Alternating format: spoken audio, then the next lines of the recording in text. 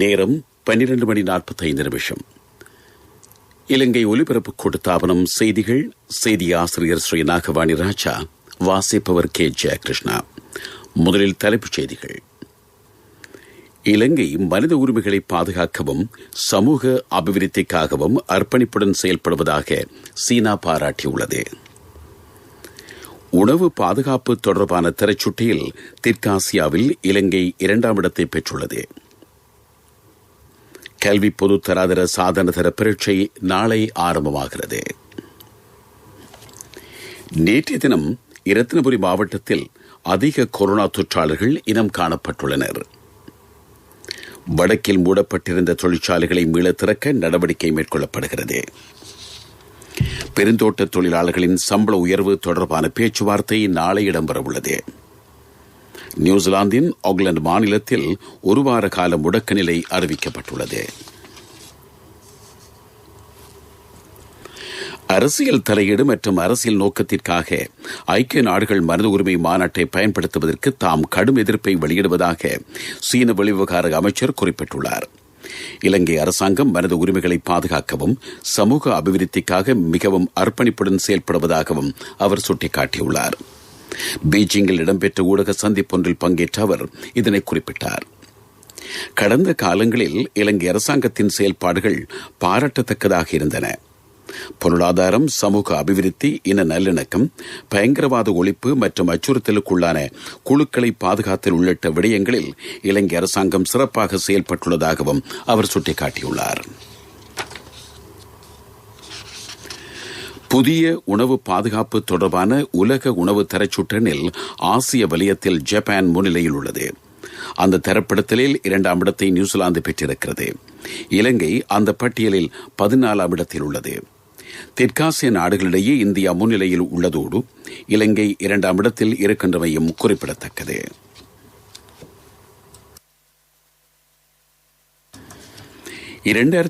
ஆண்டுக்கான கல்வி பொது தராதர சாதனதர பரீட்சை நாளை ஆரம்பமாக உள்ளது. பரீட்சைகள் எதிர்வரும் 11ஆம் தேதி வரை இடம்பெறவிருக்கின்றன. இம்முறை நாடளாவிய ரீதியில் 6,22,000 பேர் பரீட்சைக்கு தோற்றியிருக்கிறார்கள். நாடளாவிய ரீதியில் அமைக்கப்பட்டுள்ள 4,513 பரீட்சை நிலையங்களுக்கு மேலதிகமாக மாகாண மட்டத்தில் மேலதிக பரீட்சை நிலையங்களும் அமைக்கப்பட்டுள்ளன. அத்தோடு பரீட்சைக்கு தோற்றும் எந்தவொரு மாணவருக்கேனும் வைரஸ் தொற்று ஏற்பட்டால் அதன்போது முன்னெடுக்கப்பட வேண்டிய நடவடிக்கைகளுக்கான முன்னேற்பாடாக ஒவ்வொரு மாவட்டத்திலும் குறைந்தது 2 விசேஷ பரீட்சை நிலையங்களும் ஸ்தாபிக்கப்பட்டிருப்பதாகவும் கல்வி அமைச்சு தெரிவித்துள்ளது. பரீட்சை நடைபெறும் பிரதேசத்தில் சீரற்ற காலநிலையினால் பரீட்சை நிலையங்களுக்கு பாதிப்பு ஏற்பட்டால் அது தொடர்பில் துரிதமாக நடவடிக்கைகளை முன்னெடுப்பதற்கும் பரீட்சார்த்திகளை பாதுகாப்பாக பரீட்சை நிலையங்களை விட்டு அழைத்துச் செல்வதற்கும் இராணுவத்தினர் உள்ளிட்ட பாதுகாப்பு படையினரின் ஒத்துழைப்புகள் பெற்றுக் கொள்ளப்படும். பிரதேச பொது சுகாதார பரிசோதகர்கள், சுகாதார மருத்துவ அதிகாரிகள் உள்ளிட்ட சுகாதார அதிகாரிகளின் ஆலோசனைக்கமைய மாணவர்களின் முழுமையான பாதுகாப்பை உறுதிப்படுத்த நடவடிக்கை எடுக்கப்பட்டுள்ளதாகவும் அறிவிக்கப்பட்டுள்ளது. நீங்கள் கேட்டுக்கொண்டிருப்பது இலங்கை ஒலிபரப்பு கூட்டுத்தாபனத்தின் செய்திகள்.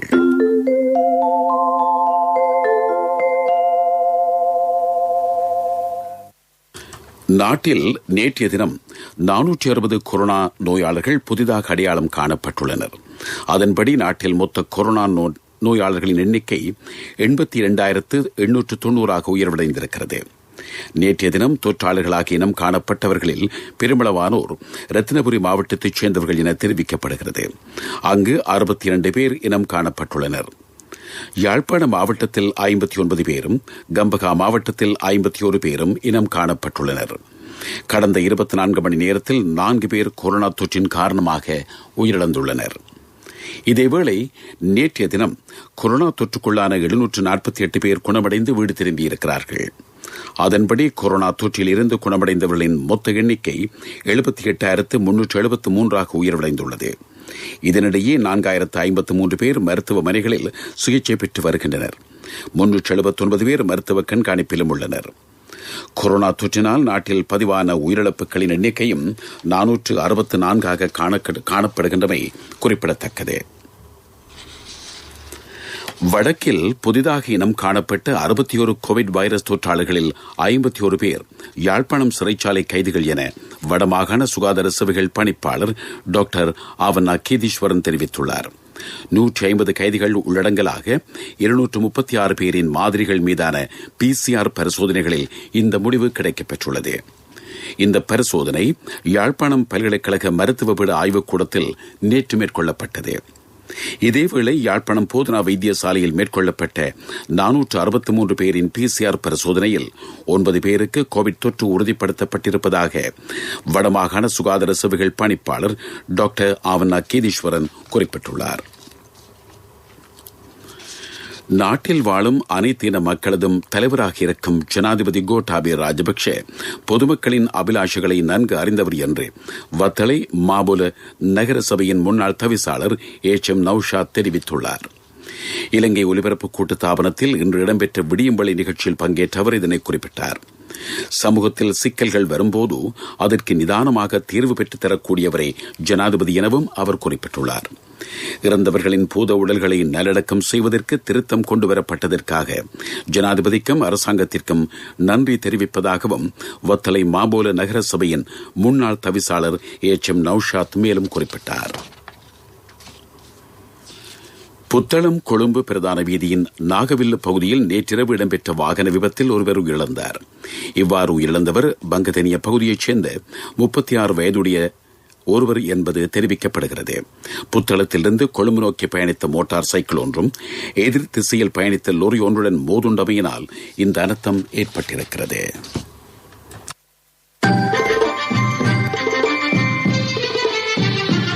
பிரதான செய்தி வழங்குவோர் ஒவ்வொரு வீட்டிலும் இருக்க வேண்டிய வீட்டு வைத்தியர் சித்தாலேப. பெருந்தோட்ட தொழிலாளர்களின் சம்பள அதிகரிப்பு தொடர்பில் சம்பள நிர்ணய சபை நாளைய திகதி மீண்டும் கூடவிருக்கிறது.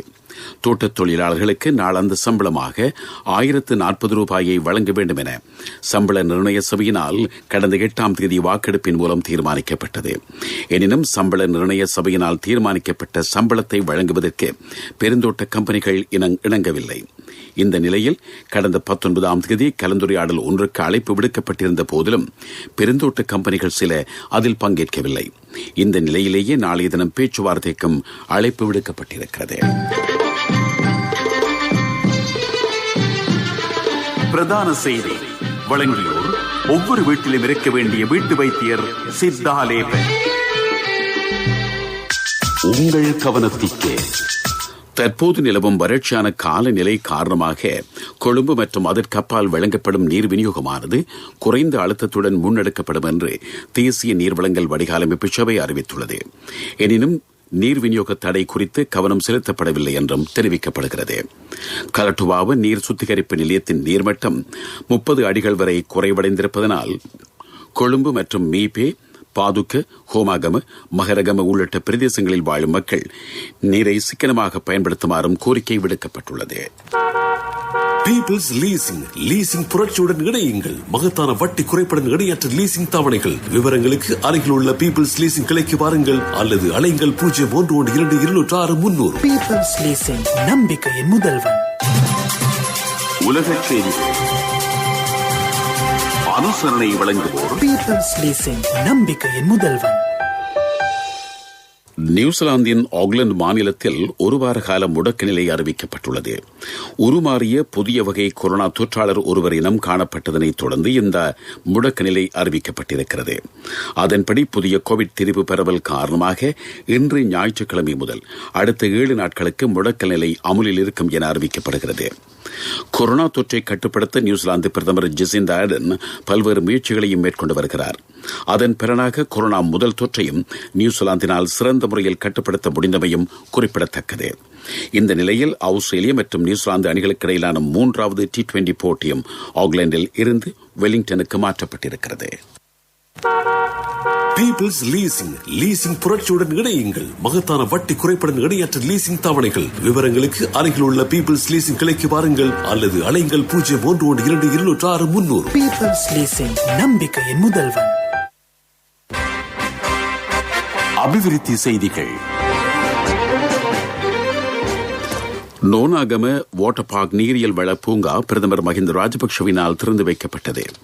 தென் மாகாண சுற்றுச்சூழல் அமைச்சு, ருகுணு சுற்றுலா பணியகம் மற்றும் ஹம்பலாந்தோட்ட பிரதேச சபையின் நிதி மற்றும் வளங்களை பயன்படுத்தி 58 லட்சம் ரூபாய் செலவில் இந்த நீரியல் வள பூங்கா நிர்மாணிக்கப்பட்டிருக்கிறது. இந்த பூங்காவில் நடைபாதை மற்றும் சிறுவர் பூங்கா உள்ளிட்ட பொதுமக்களை கவரும் பல விடயங்கள் காணப்படுகின்றன. விளையாட்டுச் செய்திகள். மேற்கிந்திய தீவுகளுடனான 3 போட்டிகள் கொண்ட T20 கிரிக்கெட் தொடருக்கான இலங்கை அணியின் பதில் தலைவராக ஆஞ்சலோ மேத்யூஸ் நியமிக்கப்பட்டுள்ளார். இலங்கையின் மேற்கிந்திய தீவுகள் சுற்றுப்பயணத்தின் T20 தொடரின் அணித்தலைவராக முன்னதாக தசுன் ஷானக்க நியமிக்கப்பட்டார். எனினும் விசாவை பெறுவதில் தாமதம் ஏற்பட்டமையினால் ஆஞ்சலோ மேத்யூஸ் அணியின் பதில் தலைவராக நியமிக்கப்பட்டிருக்கிறார். எவ்வாறாயினும் விசா பிரச்சினை தீர்க்கப்பட்டதன் பின்னர் தசுன் ஷானக்க அணியுடன் இணைந்து கொள்வார் என்று எதிர்பார்க்கப்படுகிறது. முதலாம் தரத்திற்கு சேரவிருக்கும் சின்னம் சிறார்களுக்கு தேசிய சேமிப்பு வங்கியின் ஹப்பன் கணக்கின் ஊடாக 1000 ரூபாய் சேமிப்பு. நாடு தழுவிய பரந்த கிளைகள் மற்றும் உப தபால் காரியாலய வலையமைப்பின் ஊடான கொடுக்கல் வாங்கல் செய்யும் வசதி. வர்த்தக செய்தி அனுசரணை. தேசிய சேமிப்பு வங்கி, உங்கள் பணத்திற்கு பாதுகாப்பான இடம். இறக்குமதியை கட்டுப்படுத்தாது விட்டிருந்தால் இலங்கை ரூபாயின் பெறுமதி மேலும் வீழ்ச்சி கண்டிருக்கும் என ராஜாங்க அமைச்சர் அஜித் நிவாட் கப்ரால் சுட்டிக்காட்டினார். ரூபாயின் பெறுமதியை நிலையாக பேண அரசாங்கம் பல்வேறு நடவடிக்கைகளை மேற்கொண்டிருப்பதாகவும் அவர் குறிப்பிட்டுள்ளார். வர்த்தக செய்தி அனுசரணை. தேசிய சேமிப்பு வங்கி, உங்கள் பணத்திற்கு பாதுகாப்பான இடம். 2021 ஆண்டில் முதலாம் தரத்திற்கு சேரவிருக்கும் சின்னம் சிறார்களுக்கு தேசிய சேமிப்பு வங்கியின் ஹாப்பன் கணக்கின் ஊடாக 1000 ரூபாய் சேமிப்பு. அதிக வட்டி வீதம், சேமிப்பு கணக்கிற்கு 100% அரசு பாதுகாப்பு, புலமை பரிசில் பரீட்சைக்கான முன்னோடி வினாப்பத்திர கொத்து உட்பட நாடு தழுவிய பரந்த கிளைகள் மற்றும் உப தபால் காரியாலய வலையமைப்பின் ஊடான கொடுக்கல் வாங்கல் செய்யும் வசதி. நீங்களும் இன்றே உங்கள் செல்ல பிள்ளையின் எதிர்காலத்திற்காக ஹப்பன் கணக்கொன்றினை ஆரம்பியுங்கள். நிபந்தனைகளுக்கு உட்பட்டது.